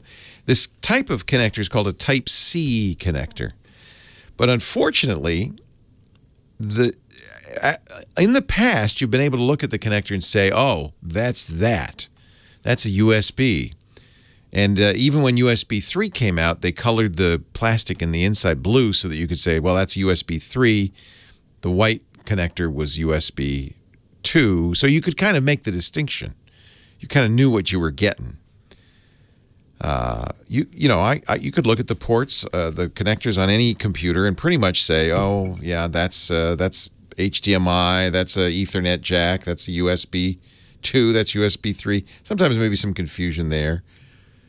But then there's this USB-C port, and now it could be a couple of things, and this is the problem. And by the way, even the cables are different. So there's USB 3.1, which is 10 gigabits a second. That's how fast. That's a data connection. And that's pretty fast. I would say that's fast enough, USB 3.1, to run a hard drive, external hard drive, and even have the operating system on it. That's pretty good. Now, it's a quarter of the total speed of Thunderbolt 3, which also uses the same connector. Thunderbolt 3 is 40 gigabits per second. That's that. Now we're talking as fast as your internal drive, almost. And maybe in some cases as fast as your internal drive. So that's pretty good. Some cases faster. So 4 times faster than USB 3.1. And Thunderbolt 2 was also 10 gigabits, I think. I'm pretty sure it was the same speed as USB 3.1. So, but you can look at this and say, well, I see it's a Type-C, but is it USB 3.1? Is it Thunderbolt 3? That SanDisk, for instance, you look at it, it could be either. It is, you can almost always on a device assume that it's USB 3.1 because it's very expensive to put a Thunderbolt 3 interface on an external device. Very few of them. And the ones that are out there are very expensive. SanDisk is absolutely going to put a USB 3.1 on there. So any USB 3.1 data cable will work. Oh, that complicates it, by the way, because, as Brian was pointing out, there are cables and USB or Type-C ports, I should say, Type-C ports that are for displays or have display capability. And that, so that's a third. You can have data, you can have power, and you can have display all over this Type-C connector. The data can be USB 3.1 or Thunderbolt 3. It's very confusing. And the cables can be different depending on what you're doing with it. So good luck figuring it out. You have to look at the specs of the device you're going to use and of the computer. And, I love Type-C. I love that most new computers and almost all new phones now use Type-C for charging. If you have a Type-C connector on a computer, a modern computer, it may well be a Thunderbolt 3 port, but you have to look at the specs to see. Almost always, I think they are. On the Macs, they are. So that's nice. That's a very high-speed data connection. Good luck finding something that uses it. But I think that's all there is to say about that. So Brian, because that SanDisk is USB 3.1, if you connect it with whatever cable works, and it can be one with Type-C at one end and Type-A at the other end, if you connect that to your computer and it's a USB 3.1 port on that computer, you'll get the full throughput. You never were getting Thunderbolt 3 speeds. You're always getting, at best, 10 gigabits. So if that worked for you in the past, it'll work for you in the future. Stacy in Los Angeles, Leo Laporte, the tech guy. Hi, Stacy. Hey, Leo. How are you? I'm great. Yeah, that's good. Thank you. Yep. I apologize. No, it's fine. Okay. I apologize for keeping you on hold all day. It's okay. I was just laughing and thinking the caller you had a while ago who was being very cryptic about where he was and what he did. Yeah. I thought I kept waiting for him to say, I could tell you, but then I'll have to tell you. I'm sure he said that from time to time. I'm glad he didn't say it this time. He sounded, he had that stentorian voice. He sounded, I don't know what can you imagine he was up to? Oh, he's a defense contractor. I would guess. I'm sure. Yeah. Okay, so let me tell you what I did, and I know that I'm not the only person who ever did this. I bought a new iPod, and I didn't have my glasses on, and the font is pretty small, and I made a one-letter error when I set it up and entered my email address. And so now I can't download anything onto it. And I went to the Apple store, and they just basically said, well, you could call Apple support. Maybe they can help you. What? Apple? Wait a minute. It was like a company Apple store, and they said, no, call support? Yes, they did. That makes me cry. Well, it makes me never want to buy another Apple product again. So, but first of all, you got an iPod? First of all, when did you get... This is all right. You're gonna make fun of me. I'm okay. Was this recently you bought the iPod? No. Okay. I got it a couple of years ago. Okay, good. They still sell them. I'm pretty sure they still sell them. I think but it's it's not the little one anymore. So you've associated it with a non-existent Apple account, and the way the iPod's set up, because the music industry insisted on this isn't really Apple's fault, is that you can only put authorized music on there. And the way you authorize it is you go into iTunes and you log into your Apple account. That says, oh, okay, this iTunes account is attached to Stacy's Apple account. Anything Stacy bought on that account is authorized to play on this computer and any iPod you connect it to. I don't remember having to log in on the iPod. That's kind of interesting. I don't remember that. In the past, this must be something they added later, because in the past, you didn't have to do anything on the iPod. You just connected it to iTunes. It would copy the music over. And the presumption was, once it was associated with that machine, it had to be logged into that machine to take music off. So that was the anti-piracy thing. So have you tried just connecting it to a Mac and wiping it, or a PC and wiping it? I don't have. I'm a PC person. Do you have iTunes on a PC? Yes, I do. Have you ever connected that iPod to it? Well, I did initially, because I do have some music on it. I don't even remember downloading it on there. Yeah, you must now have. I can't do anything, and they won't help me. There has to be a way. I'm willing to wipe it. I mean, I have a huge iTunes library on my PC, and I just would download the music from there, and I can't do it. So there's got to be a way to wipe it. I thought for sure that they could do it at the store, but they said no. So this is what iMore says about this. Okay. And this is, I guess this is Apple's policy now. They don't do it for you at the store. You have to go to appleid.apple.com and change your Apple ID. Well, if that will fix it, then I'll do that. But the problem is, I don't know if this is a good fix, because what are you going to change it to? Are you going to the correct email address that's associated with? No, you have to change. No? It sounds like you can't change the iPod, so you have to change your account to what you typed in by accident. But it's a non-existent. I mean, it's not a real email address, because that's not going to work, is it? In it. But my iPad works fine.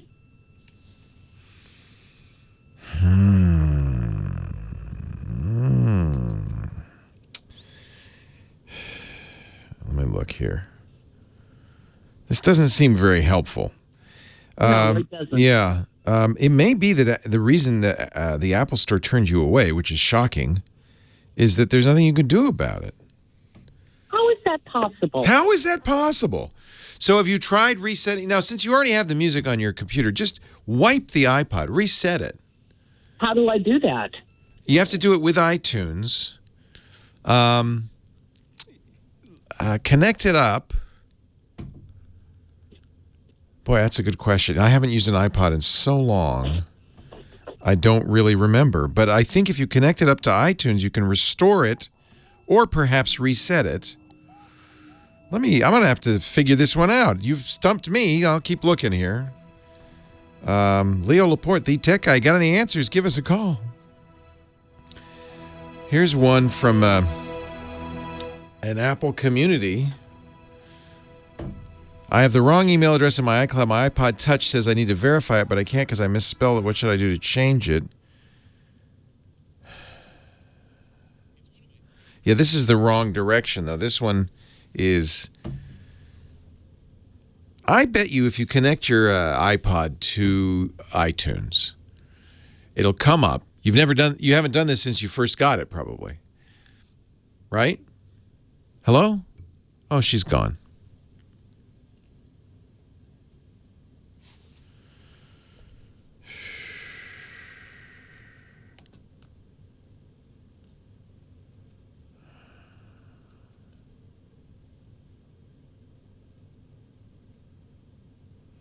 See, if this reset worked, I would think that the Apple Store would have just said that. So there are ways, it involves a little button foo. You have to, it depends on the iPod. Toggle the hold switch on and off again. No, that's not going to work.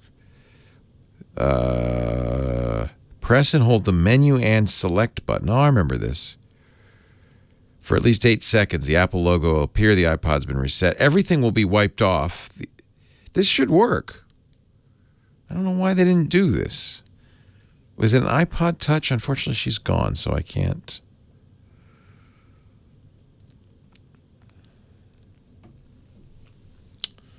I don't know. I really don't know. It's not the password. Must be an iPod Touch, right? You don't enter an Apple ID on any other iPod. You just connect it up. So it must be an iPod Touch. In which case, yeah, settings, general reset. It's got to be an iPod Touch, right? Yeah. So go to settings, general reset. That should work. Before you do that, turn off Find My iPhone.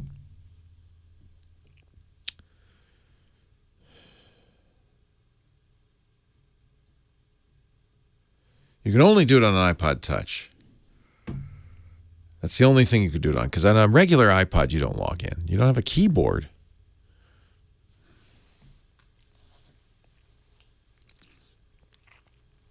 Yeah, I think there's more information I would like to know. But the show notes should reflect that we've deduced it's an iPod Touch, that you should be able to reset that directly in the iPod Touch. Make sure you turn off Find My iPhone on it first, or go to your Apple account on your computer, turn it off. Then you can reset it. Once you've done, you may not be able to turn off Find My iPhone because it's a different account. Yeah, this is the theft prevention technology. I would call Apple.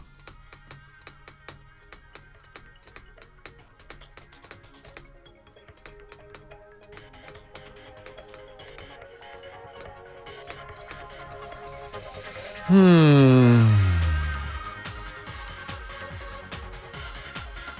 I get more calls about the Byzantine workings of Apple's authentication systems than almost anything else. Well, hey, how are you today? Leo Laporte here, the tech guy. Time to talk about tech, computers, the internet, home theater, digital photography, smartphones, smart watches, all that jazz. 8888 Ask Leo, the phone number. If you have a question, a comment, a suggestion, 888-827-5536. We'd love to hear from you, and you can help some of our previous callers, like our last caller, poor woman who put a typo. I get, after thinking about this a little bit, she said iPod. It must have been an iPod Touch, right? Because that's the only one you could log into. She put a typo in there. I thought you could probably just sign out of it. Sign out of your iCloud and your iTunes account, and then sign into a different one, the right one. Shouldn't allow you to log into a non-existent account. That wouldn't make any sense. I feel like you could just press the sign out button, and that would be enough. But who knows? Apple, we spend a lot of time on this show helping people through Apple's Byzantine ID system. So Byzantine that even Apple won't fix it if you go to the Apple Store, apparently. So I don't know exactly what some of the restrictions Apple puts in place are to prevent piracy, because the music industry was so worried about iPods that become a giant piracy device, and some of it is to prevent theft. They called it the kill switch, or an activation switch, where somebody couldn't just steal your iPod, or more importantly your iPhone, and use it. They'd have to get you to unlock it before they could use it, making it useless. And in fact, when they did that a couple of years ago, that really did reduce the number of iPhone thefts. People realized, well, there's no point in stealing this if you can't use it. But it certainly inconveniences legitimate owners as well. Back to the phone, Scott, Dallas, Texas. Leo Laporte, the tech guy. Hi, Scott. Hey, Leo. How are you? I'm good. How are you doing? Great. Well, I've got a TiVo Bolt that I bought about 2 years ago at Christmas for my other half. And it was a 500 gigabyte. It was the one that came out like the first TiVo Bolt. And so I've noticed, like, I'll record something and he'll record something, but he records like 500 episodes of The View, and it knocks all of my good stuff off of there. I sense a little tension in the dynamic. You got The View all over my TiVo. Exactly. And I know you can go in there and save until I delete and everything. But I was just wondering, why would anyone record the view? One of my coworkers, Josh, was at a taping last week of NBC's Today Show, and he said at the end of the Today Show they were begging the audience to stick around for the view. Nobody wanted to stay. Nothing wrong with that show, but it feels like there's a new one every day. So when he sets up the one pass, I certainly, and I do this too, because there are some daily shows. I record Jeopardy, for instance, but I don't want every Jeopardy ever recorded. I just want the last 5 days.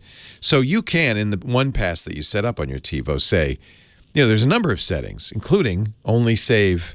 The default is save until space needed, so it should be deleting these as you fill up space.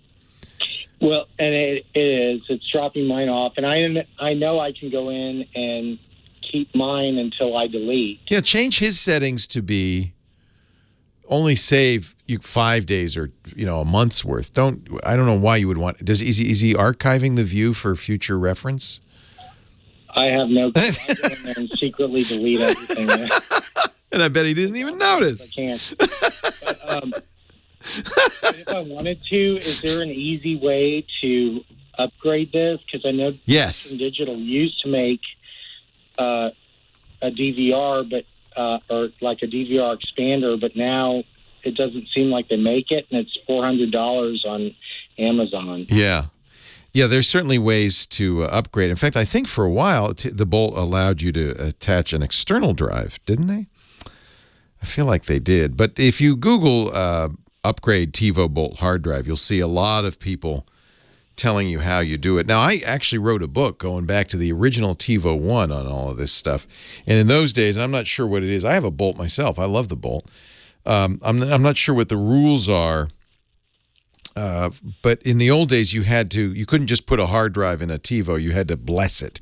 You had to make it a TiVo hard drive. And I imagine they have something like that still. So, because I've seen some YouTube videos where they take them apart and put a new one in. Yeah. And they have to drill some space out. Oh, you don't want to do that. Well, let me then point you to some guys that I know that helped me when I was doing the book. They're in Los Angeles. It's called Weaknees, WeakNees.com. Weaknees.com. And they are experts in TiVo upgrades and all sorts of things. You could send them your Bolt and they would put a new hard drive in. They also send Bolts with capacity up to, get this, 13 terabytes. Oh, wow. That's enough to have every view. Yeah. Every possible show. That would last you a long time. So you can go there or even call them and ask them, because they sell drive kits as well. What it would take to upgrade that Bolt. They're great guys. They were a great resource for me in doing the book. WEAK1K Weaknees.com. Awesome, Leo. Yeah, Thanks so much. yeah, and it probably isn't something you want to do yourself. It's nice to have an expert doing it, or I would imagine even trade in the Bolt for a upgraded Bolt, and they might give you a trade in, that kind of thing. They're good guys. Okay. All right. They have lots of TiVo upgrades, and they're most importantly, they're up on the ins and outs of what it requires to do the upgrade. And it may be, I don't know, it may be the I thought for sure that you could just put an external hard drive on there. I'll have to do some research to figure it out. Every episode of The View. Love that. Line 4. It's Mark in Vienna, Virginia. Hello, Mark. Hello. Good afternoon. Good afternoon. Yeah. I got a simple question for you. Well, actually, it's simple to state. I'm got a large number of files sitting on Mac OS. Yes. I I'd like to copy them from one external hard drive to another external hard drive. Yes. My first attempt was both of the hard drives are the same size, and the second hard drive's a brand new hard drive, so plenty of space. I do a drag and drop and just drag everything over. And it says we're going to take many hours. Yeah, I got a better way. That is not the way. That's what I'm hoping. That's not the way to do it. So you want a tool that will help you do this. Are you going to do it again, or is it a one-time only thing, or is this like an ongoing backup plan? It's kind of the later. I'm going through, I'm editing files and deleting stuff, and if I ever turn around and say, you want a backup, completely reasonable. There are 3 programs that are widely used on the Mac. Super Duper is one. The other one, Carbon Copy Cloner. But I'm going to recommend a lesser-known one that would actually probably be what you want, which is called ChronoSync. ChronoSync. And it is a very, very powerful tool for both synchronization and copying. I have it running in the background every evening after I go to bed. ChronoSync will make sure that my internal drive matches my external drive, so I have an exact duplicate. Okay, now here's the thing I was really getting at.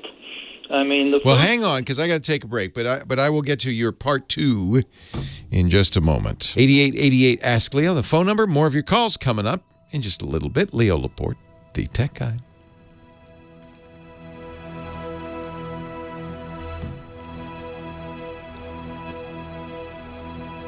Sorry about that. I just had to take that break. Yeah, I understand that. Okay, now, I mean, I gave up on the drag and drop early because... Yeah, it's not a reliable way to do it. It's slow. There's all sorts of... Well, the problem with that is after somewhere past 24 hours, we had a power failure. Oh, nice. Yeah, and drag and drop doesn't say we can resume. So that's what I'm looking for. ChronoSync. Okay, now, the next thing is I drop to the terminal and use the command line. And what I found is the Mac commands, the CP, the rsync, etc., they move the files nicely. They do everything I need, except they don't take tags. So will ChronoSync copy tags? Yep. Okay, that's what I'm really wanting to hear. Yep. Thank you. You're welcome. All right. Have a good one. Take care. Leo Laporte, the tech guy, 8888 Ask Leo. The phone number, the website, techguylabs.com. Always available, never a sign-up, never a fee. You just go, and there's everything we do on the show is there. All the links, everything I talk about, even audio and video of the shows after the fact at the website, techguylabs.com. Line 1, Alan in Denver, Colorado. Hello, Alan. Hey, Leo, thanks for taking the call. I appreciate it. My pleasure. Thanks for calling. And happy Memorial Day, too. Happy Memorial Day, yeah. Thanks, sir. I bought a plane. I bought a 1956 172. And I'm looking to equip it with cameras. I don't have a pilot's license yet. I wanted to do a YouTube channel. So you want to hang the cameras off the Cessna's side, or what? One in the cockpit so that I can talk through it and have people see what I'm doing. Oh, neat. As well as one on the wing and possibly on the tail. Oh, how cool! To get an overall view and a view from profile. Do you want to stream it, or do you want to just record it for later publishing? Well, that's a great question, because right now I just want to do later for publishing, but I'm contemplating after I get my license and get some hours in of taking a trip 10,000 miles all the way down to Tierra del Fuego and back. So streaming it would be a little more, maybe a lot more challenging. But if you don't mind recording and editing, that's easy. There are lots of cameras, and of course that's a perfect use for a GoPro, and what we call action cameras. These are small cameras with pretty wide-angle lenses, decent audio, and that's what you see all the time. If you watch, Jerry Seinfeld's Comedian in Cars Getting Coffee. And they're driving around in these cars, and you see, or carpool karaoke. Anytime you see somebody in a car driving along, and you see a view of them, and they're talking to each other and stuff. That's almost always with a small GoPro camera on a mount. Reason people use GoPros is they have lots of different ways of mounting. Suction cups, sticky pads. You can even wear them on your head and your hat and your helmet and all that stuff. GoPro is the king of the hill on this one, although they've been struggling lately for a couple of reasons. One, because everybody's got a video camera in their phone, but also because there are, lots of action cams now. I've used a less expensive alternative to GoPro that I like a lot called the Yi Cam, Y-I Cam. And you'll find them on Amazon, fairly inexpensive. Yis are made, I want to say it's a Chinese company. I want to say it's a well-known one like Xiaomi. It's one of the big Chinese phone companies makes these. They have all kinds of cameras. And you would mount one to your, what do you call it in the plane? You call it a dashboard? You mount one to the thing just in the cockpit, yeah. The cockpit. You have it behind you. And basically they take little micro SD cards and you just start recording. And then when you get home, you're going to have a complete recording from each camera, which you then will edit together to make a piece. Leo, can I ask a quick question about Sure. the audio? Because it's so loud in the cockpit. That's going to be challenging. You're right. If you want to hear audio and it's... Exactly. Yeah. That one that's going to be a real challenge. You're probably going to want to wear a headset. Do you wear a headset anyway as you're flying, don't you? Correct. Is there to tie into that? Yeah, I'm not familiar with the cockpit on the 172. I doubt, given that its age, that there's anything like an auxiliary jack. But depending on your radio and how that works, if there's audio out of your radio, that'd probably be the best way to do it. All right. Well, Leo, thank you for that. I really appreciate it. Yeah, my pleasure. Yeah. This is how a lot of people do it. Look at the Yi Cam. I just bought the new GoPro Fusion, which is a 360-degree camera. So you put one camera, and actually that'd be another fun one to have in that cockpit, because one of the fun things to do, at least for me as a viewer of these kinds of videos, is look around, right? But you're really limited by what the frame of the camera got. Now, a director and a producer, they want to control what you're seeing. They want to point you at that's why you intercut. That's why you edit it and say, look at this, now look at this. But there might be room for one more camera, a 360 camera, that lets your viewer kind of look around. He can look at you. He could look at what's on the, on the instrument panel. He could look behind, look out the window. So that's kind of fun too. R. Chandra in the chat room says you might want to check out the Mr. Aviation 101 channel. Their host there, Josh, talks about the gear he uses to make his YouTube videos. I'm gonna guess it's probably a GoPro. They really are the dominant company in all of this. The audio is definitely a challenge. So yeah, if you can get something out of your headset, or I guess you could wear a headset underneath your headset. That seems kind of uncomfortable. I guess that'd be doable as well. Do it though. This is great. I mean, this is what YouTube was made for. It's just, I love seeing how people do things, how they live, different experiences. That's just it's amazing. Andrew, Riverside, California. Leo Laporte, the tech guy. Hi, Andrew. Hi, Leo. How are you? I'm well. How are you? Oh, fantastic. I love your show. Thank you. So, first of all, I want to thank you. You helped me spend some money. I was looking for a new laptop, and I ended up buying the Lenovo Yoga. Oh, isn't that nice? Yeah. I love it. It's very versatile. Helps me with work, so it's wonderful. Really my favorite PC these days. Yeah. But the downside to that is it's Windows 10 now. Yeah. And I have my question is. Notice I said one of my favorite PCs. I didn't say my favorite computer. But for a Windows 10 machine, it's very nice. Yeah, but now I have an external hard drive that has about 40 gigs of photos that I don't have access to. Oh, no. Why not? So, because when I put them on there, it was a Windows 7, and it's saying it's not compatible, or it's not doing anything. That's not true. That's not true. Windows 10 will read Windows 7 drives. There's something else going on. Maybe the drive died. Maybe the cable's not working. But no, there shouldn't be any problem reading that drive. That's what I thought, and yet I still can't get access to them. So I'm wondering what I can do to get those photos off of there. Well, it really depends what's wrong. If the drive itself is non-functioning, then it's a challenge. It's a USB external drive.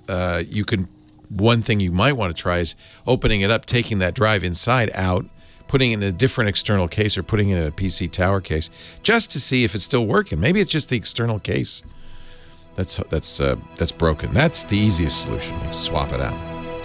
Leo Laporte, the tech guy, 8888 Ask Leo, the phone number. Another half hour to go. Keep those calls coming. Line 2, Joy in Santa Cruz. Hi, Joy. Hi, Leo. How are you? I'm great. How are you? Good. Happy Memorial Day. Thank you. You too. Yeah. Now, I am totally and utterly mystified. I had not heard about this GDRP thing. Oh, yeah. Or GDPR. GDPR. Right. And even though this was passed in 2016 and the European Union said everybody's got 2 years to get ready for it, almost every company in the world decided to do it this week.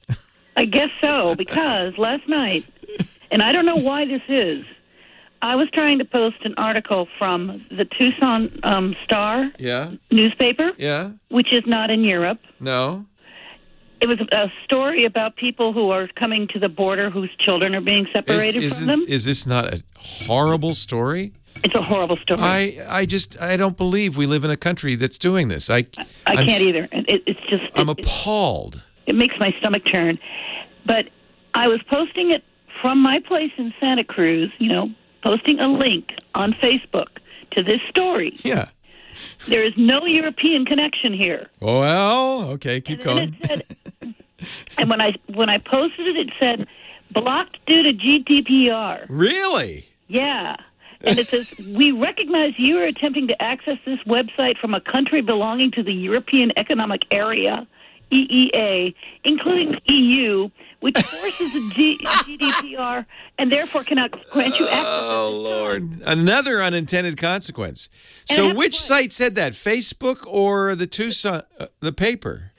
Facebook, because I posted a different article from the Tucson newspaper, and it posted just fine. So Facebook thought you were in the EU? Apparently. That doesn't sound right. It's really strange. And I tried posting that article 2 different times, and it did the same thing twice. But you can use Facebook and post other stuff. It was just that one. Yeah. I don't know why that is. So Facebook figures out where you are based on your internet address. Everybody who's on the internet has an IP address that somewhat accurately, not perfectly, but somewhat accurately, at least gets you usually in the right country. Most of the time in the right, geographic area. And Facebook uses that, and you can. Yeah, Santa Cruz is now part of the EU. Congratulations. You can see Facebook will tell you if you go deep enough in the settings where you're logging in from, what IP addresses and where those locations are. And Facebook uses that for security. So does Google and other companies. If suddenly you're posting from Ecuador, they're going to say, "Whoa, what happened?" Except that's not part of the EU either. No, I know, but they would warn you. So that's fun, all well and good, but this doesn't sound related to that because you're able to post other stuff. Yeah, see, I'm wondering if maybe there's some censorship going on that article. No, I think it's a bug. A bug. Yeah, I don't think it's... so, first of all, GDPR doesn't, in fact, mandate that people not post stuff. It has nothing to do with that. I wouldn't think it would. It's no. about their privacy rights. Yeah, it's about privacy rights, and it's all post facto. It's not doesn't affect what you do now. It just gives you rights to later. First of all, companies have to tell you what they do with your stuff, and then it gives you rights at a later date to say, "Oh, I don't want you to keep my information," that kind of thing. Yeah, that's kind of what I understood from reading the wiki page. It would not in any way prevent you from posting something. That's not what GDPR is about. So, that's a specious thing. That's what worries me a little bit. You're not obviously in the EU, and Facebook doesn't think you're in the EU because it lets you post other stuff. So what is this? And even if it did think you were in the EU, it wouldn't stop you from posting stuff. So I'm puzzled by this pop-up you're getting. And is it coming from Facebook, really? I don't know. It says, I barely see the top of it. It says, Tucson.com, and then it says blocked due to GDPR, and it's not a pop-up. It was when I sent it, waiting for, the thing to post, that came up instead of the link. It sounds like it might be Tucson.com. Why would Tucson.com? Might be. Well, no, they shouldn't. But it might just be something's wrong with their... I posted something else from their website. Oh, that's so weird. It's a bug. It's nothing that makes any sense. My only concern is it's sometimes, you see, it's possible to create pop-ups on people's machines. And usually what you get when a pop-up is, hey, your machine is, has bugs on it, we want to fix it, or this is Interpol, you've been caught doing something bad. It's malicious actors. I have uBlock. Ah, good for you. So I don't get a lot of pop-ups. That's good for you. Yeah, uBlock Origin anyway, which is my favorite. Right, that one. Yeah, you listen to this show. I forgot, Joy. You know all this stuff. That would block anything malicious most of the time coming from websites. I know it's puzzling. This is a puzzle to me. A, because GDPR doesn't in fact have that impact. B, because you're not in the EU. And C, because it doesn't happen all the time. It's just this particular article. And why would do it anyway? There shouldn't be any relationship between these things. It may be. Here's the one theory. Some companies, in order to avoid complying with GDPR, because they deem it too onerous or difficult, block EU users. And we've seen this actually happen with a few companies. We just say, sorry, you can't use us if you're in the EU. It may be that the Tucson Star has decided there's too much trouble to update our privacy policy. We don't care if anybody in the EU reads us anyway. So we're just going to look at people's IP. Should. Well, maybe. I don't know. Their advertisers don't, right? And that's all they care about. So maybe, I'm sorry, I have just besmirched the fine reputation of the Tucson's. What is it, the Star Ledger? What is the... Star. It's the Star. I'm sure the editorial staff cares a lot, but they don't make any money off of European visitors. And European visitors, anybody who doesn't... But I'm not European.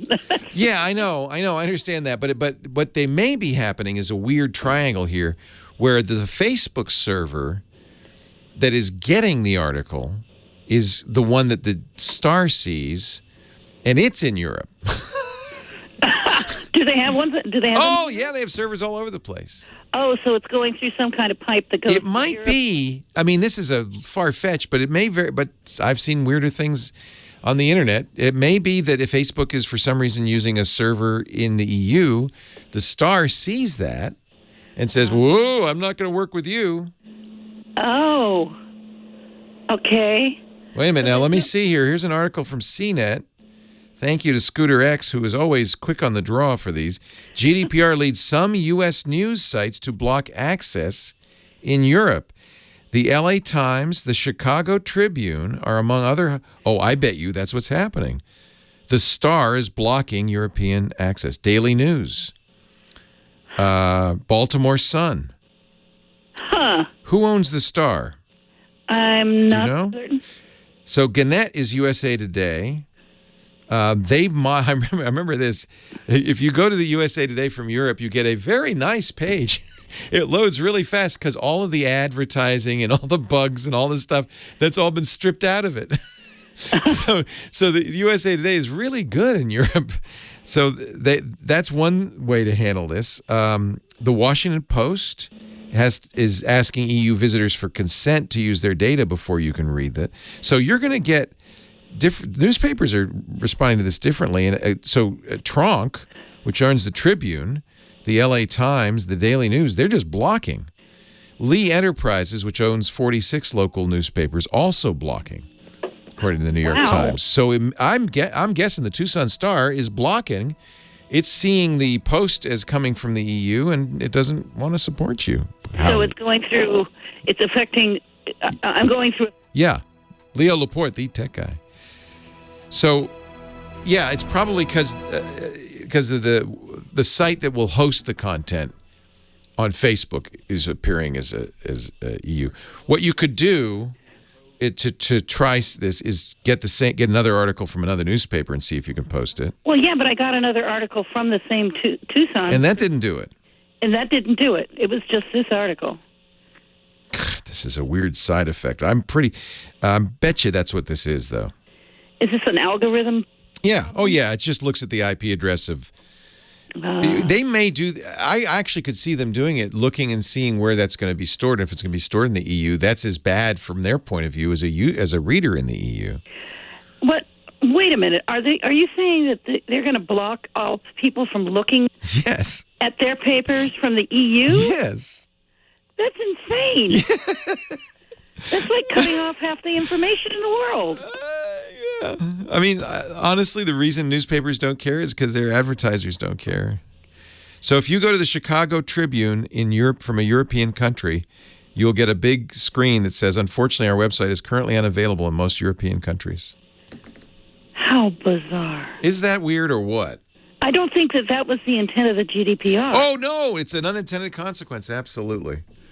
And frankly, I think it's a bad consequence. I think it's a bad way to respond to this, and I think these newspapers may, in time, they just don't want to spend the. So does that mean if I go to Der Spiegel? No, you can go to Der Spiegel, no problem. But can I post it on Facebook? Yes, because Der Spiegel's already in the EU. The last thing Der Spiegel's going to do is cut off European users. Or American users. There's no reason for GDPR to do that. We don't have any privacy laws here. So, right. So there's no reason for a European magazine to block Americans. Because they're not. There's no liability. We don't care. They can steal all our information. We don't care. Okay, I don't fully understand though why it would block one article and not another. Probably just an in fact, if you kept trying, you probably get through. It's an artifact of where Facebook wants to put that. Must be my guess. So it's Facebook's fault, really? Sort of, yeah. I mean, it's really the Star's fault, but the Star probably could fix this. Well, I did call them yesterday. I called the reporters on this story. Do you know you're being blocked?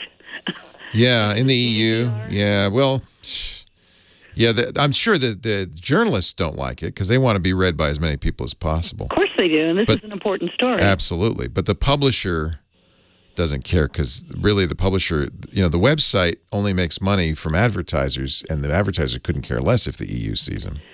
So there's a CNET article on this? Actually, it's quoting a New York Times article. So let me refer you to the New York Times from, I believe, today. U.S. news outlets block European readers over new privacy rules from May 25th. It's from yesterday. Okay, U.S. news outlets block. European. If you just search for that in New York Times, you'd find it. European. European users. And then my guess is that I would bet, the Arizona Daily Star. There it is, huh? Yep, Lee Enterprises. They're doing it. Oh, okay. Okay, mystery solved. Mystery solved. The Arizona Daily Star is blocking EU readers, as is the St. Louis Post-Dispatch. All the Lee Enterprises papers. They're a Lee Enterprise paper, 41 papers. Which probably the Star isn't even doing itself. It's just this. No, their parent company said, we're not, because they don't want to hire a data protection officer and change their policies, and it's too much trouble. It's not that it's in any way blocking their legitimate business efforts. It's just too much trouble. Got it. Okay. Thank you, Leo. I'm glad we got to the bottom of this. Yeah. Yeah, it was weird. Thank you, Joy. Yeah. Okay. You have a good day. Bye-bye. Bye. That's the way. Leo Laporte, the tech guy. I did a little research. New York Times article says new U.S. news outlets block European readers over new privacy rules. Tronc, which includes the Chicago Tribune, the Los Angeles Times, the Arizona Daily Star, Joy's paper, the paper she was trying to post from, all are blocking access to their websites from Europe as of yesterday because of the GDPR, the General Data Protection Regulation. So when Joy tried to post that article from the Star on Facebook, the Star blocked it because they don't want any Europeans to see their articles because then they'd have to change their privacy policy and adhere to GDPR. Dick, are you? I think you're doing your GDPR disclaimers, aren't you? Oh, we are. Absolutely. Yeah. Absolutely. As I said on the website, I said, we don't collect anything about you because we don't know how. And if we did, we wouldn't sell it unless the price was really, really, really good. That's a good privacy policy. I like it. I think, yeah. We actually, I mean, every company I know, we did it. We have new privacy policy. You have to. Because I don't want to cut off. I don't want to say don't listen if you're in the European Union. I don't want to do that. So, So anyway, it never ends. It never ends. This is Dick DeBartolo on the other end of the line here. He is the GizWiz, the Gizmo Wizard, also Mad Magazine's maddest writer. He joins us every week with a great gizmo or gadget. What do you got for us today? Well, you know what? Something a little bit on the serious side because I thought you would be interested. Acer had their worldwide press event in New York City. Oh, I've been hearing about this. People are so excited. At Lincoln Center, yeah. Exactly. They introduced gaming computers and new monitors, but they introduced 5 Chromebooks. The first Spin. one. The Spin, the 15-inch Spin. But now they also introduced, Leo, the world's most powerful Chromebook. Ooh. For the business market. It's a 13.5-inch Chrome Spin, IPS touchscreen, Gorilla Glass, not only Gorilla Glass touchscreen, Gorilla Glass touchpad, so that you can it feels pretty good. Up to 16 gigabytes of RAM. Wow. 128 gigabytes of memory. Built-in Wacom stylus. Sounds nice. Yeah, and the gentleman they were giving little private demos to said that they're doing 3.2 ratio on the business computers because it's much easier for them. A lot more screen real estate. I like it. Going down. I'm a fan of 3.2. Are you? Okay. Yeah. Yeah, they are. That's coming in the fall. They would say about price. Oh. Yes. All they would say about price is it's gonna beat the competition pretty good. They were also showing their first Chromebook tablet. Oh. The Tab 10, which is a 9.7-inch tablet. And now the Chromebook Spin is coming in at $449, and that you can, bend it completely around 360 and use it as a tablet. And they moved the speakers to the front of the computer so that when you make it into a tablet, the sound is still really great. And the lowest price on the new Spins, on the new 15 Chromebook series is going to be $349 suggested retail. And then the one that can convert to a tablet is $449. I'm a fan of the Chromebooks. I really think they're great. I know. Yeah. I know you are. Yeah. As a matter of fact, I was talking to one of the women, and I said, Leo's a big fan. And she said, I know. He came around. So. No, I wasn't there. She's nuts. Oh, right. No, I meant. Oh, I came around on Chromebooks. On Chromebooks. Oh, yeah. Well, yes, on Chromebooks. She heard that story, huh? Because I had a big fight. Well, I mean, a discussion. Not heated. A passionate conversation. Way back when Google first put out the Chromebooks with the guy who was in charge of Chromebooks at the time. Murray Chrome. No, I think his name was Sundar Pichai. I'm not sure. Okay. And he was very nice and polite and defended them quite well. I just said, well, I don't understand why anybody would buy a computer that the only thing it could do would be a Chrome browser. But I absolutely came around, and it didn't take me that long, a year. You know what? I have a Chromebook too, and I love it that you walk over, you open it, and you're doing work. You're working. It doesn't say it's been updated. It backs up automatically. It's impervious to spyware. I mean, I just think they've done a really nice. I have the Pixel Book from Google, which is very expensive. Great. That's $1,000. So there's a little room in the middle range there for a good quality Chromebook that isn't that expensive. And so I expect these Acers will be. They make very good Chromebooks. That's nice. Excellent. Thank you, Dickie D. Oh, you're welcome. You're welcome, sir. Read more about it at Dick's website, gizwiz.biz. Click the GizWiz Visits the Tech Guy button there. There's also a button for the What the Heck Is It contest. This is a fun game that Dick plays every couple of months to win an autographed copy of Mad Magazine. Brand new image for May and June. You'll be playing for the July-August issue of Mad Magazine. Yes. And all you have to do is come up with either the right answer or the best clever answer for what this doohickey is here on the page. And all the rules are on the webpage. Gizwiz.biz. Don't forget Dick's great podcast, too. Gizwiz.tv. Thank you, Dickie D. Thank you, sir. I'll see you next week, and have a happy Memorial Day. Are you barbecuing tomorrow? No, it's supposed to be terrible rainy in the city. Same here. It's cold and rainy. Yeah. So, anyway. But I have an indoor grill Lisa gave me. I want you to review this. It's the party grill. The what kind of grill? The party grill. Oh, the grill, melt, eat, repeat. That's their slogan. It's about the size of a boom box. Nice. You can roam and grill. Yeah. I like it. It's an electric grill. It says an interactive culinary experience perfect for game night, family dinners, date night, brunch, and more. That covers the waterfront right there. I think so. Yeah. No, I like it. Yeah. I'll give you a review on a future. Okay, good. Yeah, you have That's a long extension cord for the beach? Yeah. That's my Father's Day gift. She said, I'm giving it to you early because I want you to cook tonight. Oh, great.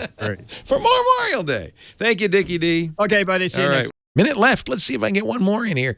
Ron in Los Angeles. Hey, Ron. Hi. A quick question, I hope. Okay. You talked about the Skyroam Solus, and yes. The question came to mind for me. If you were in Japan and somebody called your usual Petaluma phone number, or I messaged you on your iPhone, which I guess is one of them that you took along, yep. Would your phone ring in Japan, or would you? Yes. I guess it's a general question for my side device. So you could make data calls. So you can make data calls. So depending on the phone, some phones use Wi-Fi for phone calling. Some phones default to that. If that were the case, yeah, it would just use the Skyroam's Wi-Fi, and I think it would be fast enough for a voice call. But also if you use Hangouts or Messages or FaceTime or any one of these WhatsApp, Skype programs that let you use data to make video and audio calls, it would work with that as well. It works with anything that works with data. No, I assume that would work. I was thinking more about if somebody was calling you. Well, that's up to the phone. That's up to the phone. So some phones, my T-Mobile iPhone does do Wi-Fi calling and will default to that. So yes, it would use that. Leo Laporte, the Tech Guy. Well, that's it for the Tech Guy Show for today. Thank you so much for being here. And don't forget, TWIT, T-W-I-T. It stands for This Week in Tech, and you'll find it at twit.tv, including the podcasts for this show. We talk about Windows on Windows Weekly, Macintosh on Mac Break Weekly, iPads, iPhones, Apple Watches on iOS Today, security on Security Now. I mean, I can go on and on and on. And, of course, the big show every Sunday afternoon, This Week in Tech. You'll find it all at twit.tv. And I'll be back next week with another great Tech Guys show. Thanks for joining me. We'll see you next time.